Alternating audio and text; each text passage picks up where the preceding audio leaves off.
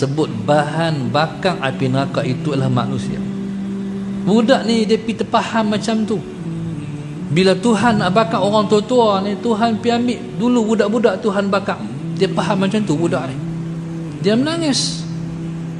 Allahumma salli ala sayyidina Muhammad. Maknanya Tuhan bakar dulu budak-budak, baru Tuhan bakar orang tua-tua. Budak, cara fikir cara budak ni dia panggil apa? Dia panggil tazkirah. Allahumma salli ala sayyidina Muhammad.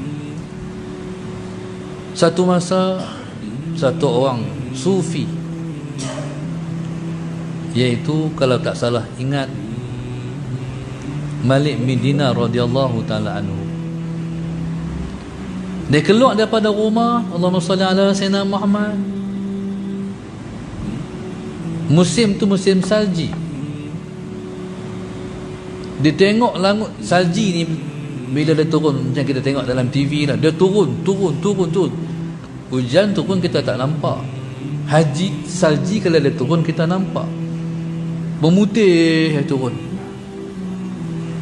Dia keluar nak pergi masjid. Dia keluar awal nak pergi masjid, tapi bila tengok salji tu turun, dia berhenti, dia tengok je salji tu. Allahumma salli ala sayyidina Muhammad. Tuan-tuan, bila dia tengok tu, dia terduduk nangis sampai ke pagi, sampai ke subuh. Orang lalu nak pergi bayang subuh, orang tanya, "Hai, hang teriak pasal apa ni?" Dia kata, "Aku teringat macam inilah caranya." Allahumma salli ala sayyidina Muhammad. Buku-buku amal kita akan turun cari kita di akhirat esok. Kita semua ni ada buku masing-masing.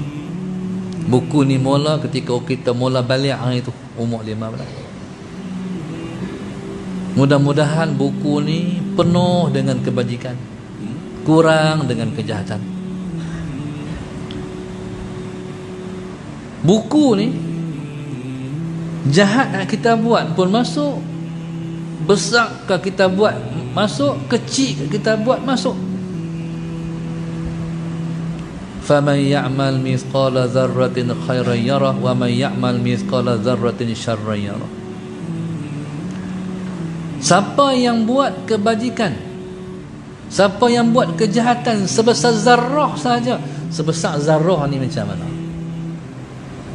Bila mana kita keluar daripada masjid, kita ambil kasut, kita ketuk-ketuk macam tu, yang luruh tu berjuta-juta zarrah. Satu zarrah saja. Tu zarrah ni nampak pun tak nampak, dia kena ambil mikroskop teropong baru nampak. Sebesar zarrah saja jahat kita buat, kita akan tengok balasannya.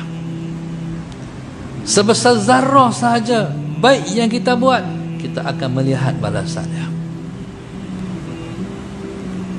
Sampai Tuhan tulis ni, sampai orang yang tengok ni, apa ni?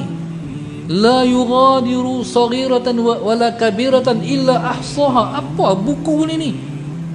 Tak tinggal, kecil besar semua dia kira belakang ni. Tuan-tuan, ni manusia bila tengok Tuhan tulis buku, malaikat hak kanan tulis, malaikat hak kiri tulis. Malaikat ni bukan ada kerja apa, dia kerja tulis. Jadi mana mungkin dia tinggal satu kebajikan kalau dia sendiri duduk tepi kita. Cuma kita ni, kita yang buta mata hati.